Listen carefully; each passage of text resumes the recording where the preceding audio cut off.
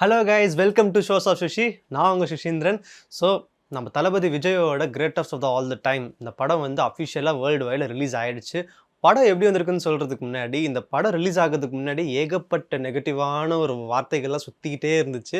So like வந்து டிஏஜிங் சரியில்லை, song சரியில்லை, யுவனே சரியில்லை, அப்படி இப்படின்னு சொல்லிட்டு எவனோ என்னென்னமோ பேசிகிட்டு இருந்தானுங்க.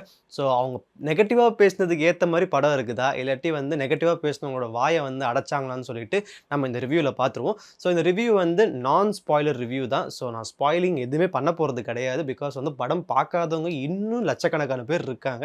ஸோ நான் ஸ்பாயிலிங் பண்ணி அவங்களோட மைண்டை வந்து நான் கெடுக்க விரும்பல. ஸோ இந்த வீடியோ பார்க்குற 4 பேராக இருந்தாலும் சரி, 400 பேராக இருந்தாலும் சரி, யாருக்குமே வந்து எந்த ஒரு பயமும் வேண்டாம். நான் ஸ்பாயிலர் பண்ண மாட்டேன். ஸோ டேரெக்டாக வீடியோக்குள்ளே போயிடுவோம். The greatest of the all the time. So படத்துக்கு அந்த டைட்டிலுக்கு ஏற்ற மாதிரியே வந்து உண்மையிலே படம் வந்து பெரிய ஒரு அட்டெம்ப்ட் பண்ணியிருக்காங்க. பயங்கரமாக ஒரு டிஃப்ரெண்ட்டான ஒரு ட்ரையலாக பண்ணியிருக்காங்க. இது வரைக்கும் யாருமே தமிழ் சினிமாவில் பண்ணாத ஒரு ட்ரையலாக நிறையா பண்ணியிருக்காங்க. இந்த படத்தோட ஸ்டோரி லைன் என்னென்னு பார்த்தீங்கன்னா, சின்ன ஒரு லைன் தான். ஆல்ரெடி நம்ம வந்து கேட்டு பழகி போன ஒரு கதை தான். அதாவது வந்து சாட்ஸ்ன்னு சொல்லிட்டு ரா ஏஜென்ட்ஸில் ஒர்க் பண்ணுறாங்க. ஸோ அந்த ரா ஏஜென்ட்ஸ் ஒர்க் பண்ணும்போது அவங்க ஒரு மிஷனுக்கு போகிறாங்க. அந்த ஒரு மிஷனில் வந்து என்ன ஆகுதுன்னு பார்த்தீங்கன்னா, அங்கே வந்து ஒரு வெப்பனை வந்து அவங்க கடத்துறாங்க. ஸோ அதை வந்து எடுக்கணும். அதுக்கப்புறமா வந்து அங்கே ஒரு வில்லன் ஒருத்தர் இருக்கார். அந்த வில்லன் யாருன்னா மோகன், நம்மளோட மைக் மோகன். ஸோ அவர் வில்லனாக காட்டும்போது கண்டிப்பாக வந்து அவர் அப்படியே விட்டுட்டு வந்துடுறாங்க.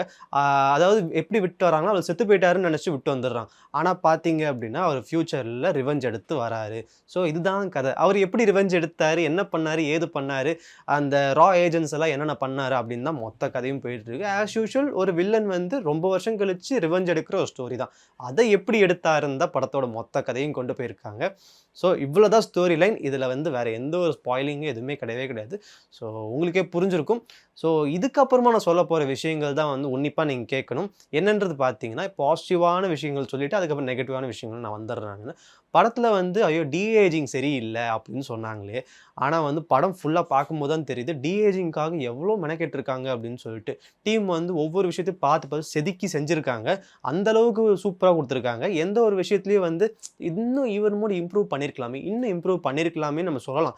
ஆனால் வந்து அவங்க இந்த அளவுக்கு பெஸ்ட்டு கொடுத்ததே வந்து ரொம்ப பெரிய விஷயம் தான். ஸோ அதுக்கே வந்து ஒரு பெரிய அப்ரிசியேஷன் தான் அந்த டீமுக்கு. பிகாஸ் வந்து கேப்டன் விஜயகாந்தோட கேமியோ வந்து இந்த படத்தில் இருக்குதுன்னு சொல்லிட்டு அஃபிஷியலாகவே வந்து ஊர் ஃபுல்லாக பரவிடுச்சு. ஸோ அதனால் வந்து அதை மட்டும் நான் சொல்லிக்கிறேன். அந்த பிளேஸ்மெண்ட் பயங்கரமாக இருந்துச்சு. விஜயகாந்த் அவர்களோட முகம் வந்து அந்த அளவுக்கு ஒரு சூப்பரான ஒரு ஏஐ டெக்னாலஜி யூஸ் பண்ணி பர்ஃபெக்டாக கொடுத்துருந்தாங்க. என்னையை பொறுத்த வரைக்கும் அது பர்ஃபெக்டாக இருந்துச்சு. ஈவன் மோர் இன்னும் இம்ப்ரூவ் பண்ணியிருக்கலாம்னு சொல்ல மாட்டேன். So captain is a captain, we miss you captain அப்படின்னு சொல்லிட்டு அந்த ஒரு இடத்துல போடும்போது ரொம்ப ஒரு மாதிரி எமோஷ்னலாக நல்லா இருந்துச்சு. பிகாஸ் வந்து அது எல்லாத்துக்குமே வந்து ஒரு ரொம்ப எமோஷ்னலான ஒரு மொமெண்ட் தான். ஸோ அந்த மாதிரி ஒரு ட்ரிபியூட் கொடுக்க நினச்ச இந்த டீமுக்கு வந்து ஒரு பெரிய ஒரு கங்க்ராச்சுலேஷன்ஸ் அண்ட் ரொம்ப ஹாப்பி கூட. ஸோ அதுக்கப்புறம் பார்த்தீங்கன்னா, இன்னும் நிறைய பேரோட சர்ப்ரைஸ்லாம் இருக்குது. அதெல்லாம் நான் சொல்ல மாட்டேன். நீங்கள் படம் பார்க்கும்போது தெரிஞ்சுக்கோங்க. ஸோ அந்தந்த பிளேஸ்மெண்ட்ஸ் பயங்கரமாக இருந்துச்சு. விசில் போட சாங் வந்து நம்ம வந்து இது வரைக்கும் கேட்ட வேர்ஷன் வேறு. ஆனால் தியேட்டரில் போட்டிருக்க வேர்ஷன் டோட்டலாக வேறு. ஸோ அதனால் வந்து அந்த சர்ப்ரைஸும் வந்து எனக்கு ரொம்ப பிடிச்சிருந்துச்சு. டியூன்லாம் கூட மாற்றிருக்காங்க. இதில் வந்து நான் விசில் போடு அப்படின்னு இருந்துச்சுல. ஸோ படத்தில் வந்து வேறு மாதிரி இருந்துச்சு. அந்த நியூ வேர்ஷன் வந்து எனக்கு ரொம்ப பிடிச்சிருந்துச்சு. தியேட்டரில் பார்க்கும்போது இன்னும் வேறு மாதிரி ஒரு ஸ்கோப்பில் இருந்துச்சு.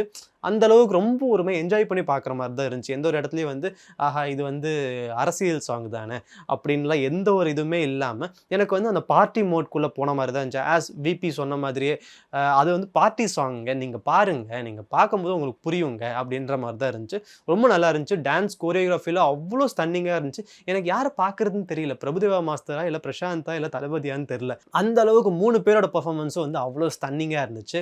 அதுக்கப்புறமா வந்து சொல்லியே ஆகணும், மீதி எல்லா சாங்ஸை விட மட்டை சாங் வந்து என்ன இது வெறும் மட்டை ராஜா மட்டை அப்படின்ற மாதிரி ஒரு லைன் மட்டும் தான் போதும்னு பார்த்தா, லைனை விடுங்க அந்த பீட்டை கேளுங்க அப்படின்ற மாதிரி தான் எனக்கு வந்து அவ்வளோ ஒரு ஹைப் கிரியேட் ஆச்சு பாட்டு கேட்கும்போதும். ஸோ தேட்டரில் பார்க்கும்போது வேறு மாதிரி தேட்டரே தெரிச்சிடுச்சுன்னு தான் சொல்ல முடியும். மட்டை சாங்கில் வந்து ஒருத்தவங்களோட கேமியோ ஒன்று இருக்குது. ஸோ நீங்கள் வந்து அதை மிஸ் பண்ணாமல் பாருங்கள். கண்டிப்பாக எல்லாருமே என்ஜாய் பண்ணுவீங்க. நான் யாருன்னுலாம் சொல்ல போகிறது கிடையாது. நீங்கள் வந்து எந்த ஒரு விஷயத்தையும் வந்து இந்த படம் பார்க்கறதுக்கு முன்னாடி சோஷியல் மீடியா ஏதாவது பார்த்தீங்கன்னா டக்குன்னு ஸ்க்ரால் பண்ணிட்டு போயிடுங்க. ஸோ அப்போ தான் வந்து உங்களுக்கு அந்த ஒரு சர்ப்ரைஸ் எலிமெண்ட் தியேட்டரில் ஒர்க் அவுட் ஆகும். ஏன் அப்படின்னா இந்த படத்தில் வந்து ரொம்ப ரொம்ப பாசிட்டிவான ஒரு மொமெண்ட்ஸே வந்து ஒரு சில சர்ப்ரைஸ், அதுக்கப்புறமா ஒரு சில யூனிக்கான டயலாக்ஸ், அதுக்கப்புறமா நம்ம ரொம்ப ரொம்ப என்ஜாய் பண்ணி பார்த்த மொமெண்ட்ஸ் எல்லாம் ரீக்ரியேட் பண்ணது. அதுக்கப்புறமா வந்து இன்னும் நிறைய கேமியோஸ் இருக்குது, நிறைய மொமெண்ட்ஸ் இருக்குது, ஏகப்பட்ட பிஜிஎம்ஸ்லாம் படத்தில் இருக்குது. ஸோ அது எதுவுமே நான் சொல்ல போகிறது கிடையாது. படத்தை வந்து நீங்கள் பார்க்கும்போது கண்டிப்பாக தியேட்டரில் அந்த ஒரு மொமெண்ட்டை என்ஜாய் பண்ணுவீங்க. பிகாஸ் வந்து என்ஜாயே நீங்கள் பண்ணலினா கூட பக்கத்தில் ஒருத்தவங்க கத்த ஆரம்பிச்சாங்கன்னா உங்களுக்கு வந்து கூஸ் பம்ப்ஸ் ஆக ஆரம்பிச்சிடும். ஸோ அதுதான் மேட்ராங்க. ஸோ ஸ்பாய்லர்ஸ் எங்கேயாவது பார்த்தீங்க அப்படின்னா ஜஸ்ட் ஸ்க்ரால் பண்ணிட்டு தியேட்டரில் போய் என்ஜாய் பண்ண ஆரம்பிச்சிருங்க. விபி நம்மளுக்கு எப்படி கொடுத்துருக்காருன்னு பார்த்தீங்கன்னா ஓவரால் பயங்கரமாக குக் பண்ணி தான் கொடுத்துருக்காரு. அவர் இன்டர்வியூ கொடுத்த ஹைப்லாம் விட படம் வந்து எப்படி இருக்குன்னு பார்த்தீங்கன்னா இன்டர்வியூவில் கொடுத்த அளவுக்கு ஹைப் இல்லை. ஆனால் வந்து படம் வந்து ஓவரால் வந்து ரொம்ப ரொம்ப சாட்டிஸ்ஃபை பண்ணுற மாதிரி தான் இருந்துச்சு. தளபதியோட இன்னும் ஒரே ஒரு படம் மட்டும் தான் பெண்டிங் இருக்குது அவருது. ஸோ அதுக்கப்புறமா வந்து அவர் பொலிட்டிக்கில் வந்துட போகிறாரு. ஸோ இந்த ஒரு படம் வந்து கண்டிப்பாக வந்து எல்லாருமே செலிப்ரேட் பண்ணுறதுக்கான ஒரு படம் தான். படத்தில் எந்த விதமான 18+ சீன்ஸுமே கிடையாது. எக்ஸப்ட் ஒரே ஒரு கிஸ்ஸிங் சீன் தவிர அது வந்து அன்எக்ஸ்பெக்டடாக வரும். ஆனால் வந்து அது வந்ததும் தெரியாது போனதும் தெரியாது. எந்த ஒரு ஆக்வர்டாகவும் ஃபீல் ஆகாது. ஸோ நீங்கள் படம் பார்க்கலாம். ஏஜிங் பக்காவாக பண்ணியிருக்காங்க. நிறைய டிஃப்ரெண்ட்டாக ட்ரை பண்ணியிருக்காங்க. அதுக்கப்புறம் வேறு மாதிரி ஒரு ஜானர்லேயும் கொண்டு போக ட்ரை பண்ணியிருக்காங்க. லாஸ்ட் 40 மினிட்ஸ் தான் வந்து படத்தோட ஹைலைட்டான மொமெண்ட்டே. நீங்கள் எல்லாருமே தியேட்டரில் வந்து அதில் விசில் போட்டு ரகலை பண்ணி வேறு மாதிரி ஒரு என்ஜாய் பண்ணுவீங்க. ஸோ நிறைய ஹைலைட்டான மொமெண்ட்ஸ் இருக்குது. விபி வந்து சூப்பராக கொடுத்துருக்காரு. ஆனால் விபியோட பெஸ்ட் மூவியான்னு கேட்டிங்க அப்படின்னா கண்டிப்பாக வந்து இது வந்து விபியோட பெஸ்ட் மூவின்னு நான் சொல்ல மாட்டேன் நான். விபி சூப்பராக பண்ணியிருக்காரு. இந்த மூவி வேணால் பெஸ்ட்டு. ஆனால் விபியோட பெஸ்ட் என்னென்னு கேட்டிங்கன்னா மாநாடு, அதுக்கப்புறம் மங்காத்தா, அதுக்கப்புறமா வந்து கோட் சொல்லுவேன். அதுக்கப்புறமா வந்து சென்னை 28, சரோஜா அப்படின்னு சொல்லிட்டு போயிட்டே இருக்கலாம். ஸோ கோட்டுக்கு நான் கொடுக்குற பிளேஸ்மெண்ட் இதுதான். நீங்களும் வந்து படம் பார்த்து முடிச்சுட்டு நீங்கள் வந்து என்ன ரேட்டிங் கொடுக்குறீங்க, இந்த படத்துக்கு என்ன பிளேஸ்மெண்ட் கொடுக்குறீங்கன்னு பார்த்துக்கலாம். ஸோ பிளேஸ்மெண்ட்டு அது இதெல்லாம் தாண்டி தளபதியை ஸ்க்ரீனில் பார்த்து என்ஜாய் பண்ணணும். பிகாஸ் வந்து நம்மளுக்கு பொங்கல், தீபாவளிலாம் வந்து எந்த மாதிரி ஒரு ஃபெஸ்டிவலோ அதே மாதிரி தளபதியோட படமும் படமும் வந்தாலே நம்மளுக்கு அது ஒரு ஃபெஸ்டிவல் தான். ஸோ எல்லாருமே என்ஜாய் பண்ணி பாருங்கள். கண்டிப்பாக இந்த படம் வந்து எல்லாத்துக்கும் பிடிக்கும். இந்த படத்தை வந்து ரேட்டிங்னு சொல்லப்போனால் எனக்கு ரேட்டிங் கொடுக்க தோணலை. பிகாஸ் வந்து தளபதியோட இன்னும் 2 படங்கள் தான். அதாவது இந்த படம் அதுக்கப்புறம் இன்னொரு படம் மட்டும் தான் பெண்டிங்கில் இருக்குது. ஸோ இது ரேட்டிங்களுக்குள்ளே அடக்கிட்டு அந்த ஒரு எமோஷனுக்கு வந்து நான் வந்து வேல்யூ இல்லாமல் பண்ண போகிறது கிடையாது. இந்த படம் வந்து எனக்கு ரொம்ப பிடிச்சிருக்குது. ஸோ தளபதி ஃபேன்ஸ் உங்களுக்கும் கண்டிப்பாக பிடிக்கும். சினிமா லவர்ஸ் கண்டிப்பாக பிடிக்கும். நிறைய டெக்னாலஜி யூஸ் பண்ணியிருக்காங்க. நிறைய பண்ணியிருக்காங்க. எஃபோர்ட் போட்டிருக்காங்க. டீம் மொத்தமாக எஃபோர்ட் போட்டிருக்காங்க. சும்மா கிடையாது. எல்லாத்துக்கும் கொடுத்த ரோல் பெர்ஃபெக்டாக ப்ளே பண்ணியிருக்காங்க. Yuvan Shankar Raja backbone of the film. VP சூப்பராக பண்ணியிருக்காரு. ரொம்ப ரொம்ப சாட்டிஸ்ஃபையிங்காக இருந்துச்சு.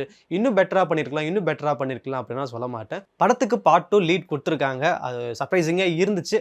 ஆனால் வந்து ஃபீல்டை விட்டு போகிறாரு. என்ன கதைன்றது புரிய மாட்டேங்குது. ஸோ மேபி வந்து அவர் ஆஃப்டர் தட் கண்டினியூ பண்ணால் ரொம்ப நல்லாயிருக்கும். எல்லாரோட விருப்பமும் அதுதான். பிகாஸ் வந்து கோலிவுட்னாலே நம்மளாம் சின்ன வயசுலேருந்தே வந்து தளபதியை பார்த்து வளர்ந்தாச்சு. ஸோ அதனால் வந்து அவர் இல்லாத ஒரு கோலிவுட் சினிமா வந்து எப்படி இருக்கும் அப்படின்றது நினச்சாலே வந்து அது ஒரு பக்கம் எமோஷனலாக ஆகுது. ஸோ அவரோட விருப்பம் தான். ஸோ என்னோட ரெக்வஸ்ட் என்னென்னா தளபதி அவர்களே கண்டிப்பாக வந்து நீங்கள் தொடர்ந்து நடிச்சுக்கிட்டே இருக்கணும். எங்களை என்டர்டெயின் பண்ணிக்கிட்டே இருக்கணும். அதுதான் எங்களோட ஆசை. ஸோ இந்த படம் வந்து கண்டிப்பாக எல்லோரும் என்ஜாய் பண்ணி பாருங்கள். உங்களுக்கு கண்டிப்பாக பிடிக்கும். ஸோ இதே மாதிரி வேறு ஒரு ரிவ்யூவில் பார்ப்போம். Until that bye from ஷிஷி.